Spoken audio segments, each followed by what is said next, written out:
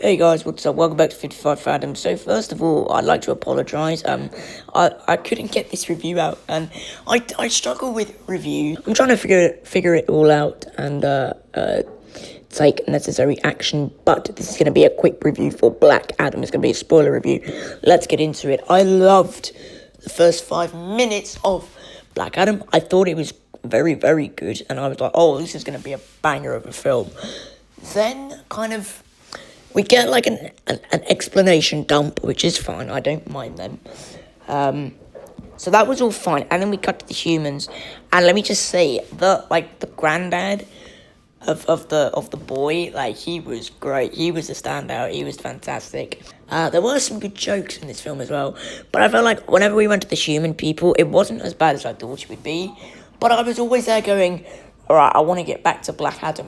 The villain was very meh. Like, literally very meh. Once he turned into, like, that fire demon, I was like, nah, I'm kind of zoned out on you. The CGI for him was really bad as well, and he didn't really talk. And he just wanted to be a king. Generic. Yeah. But the characters, I think, were the best thing this film covered. I loved Hawkman. It wasn't my favourite. Dr. Fate was my favourite. When they did the move from Injustice 2, I freaked out.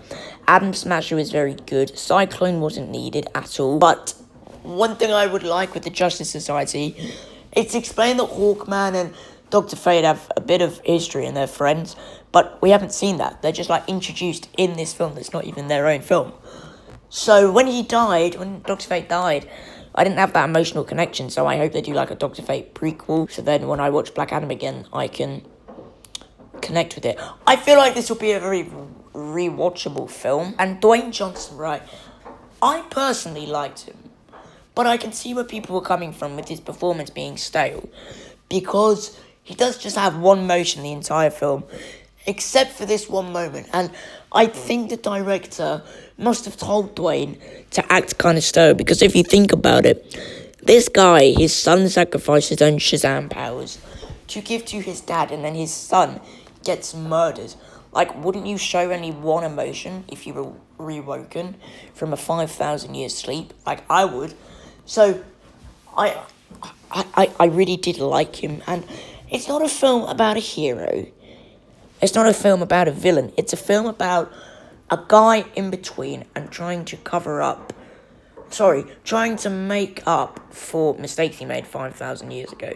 And trying to redeem himself and learn how life has changed and learn to live with that guilt and to move on and, become a hero.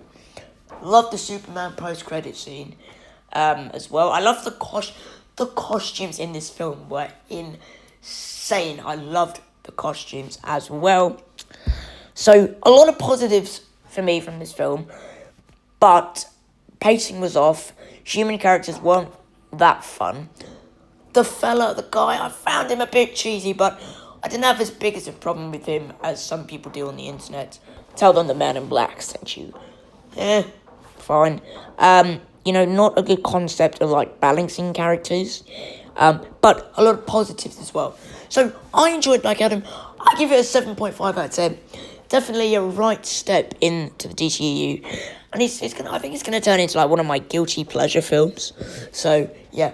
But I put it very highly on my DC list. Thank you all so much for watching. I hope we get a sequel. Henry Cavill was awesome. But until next time, my friends. Bye-bye.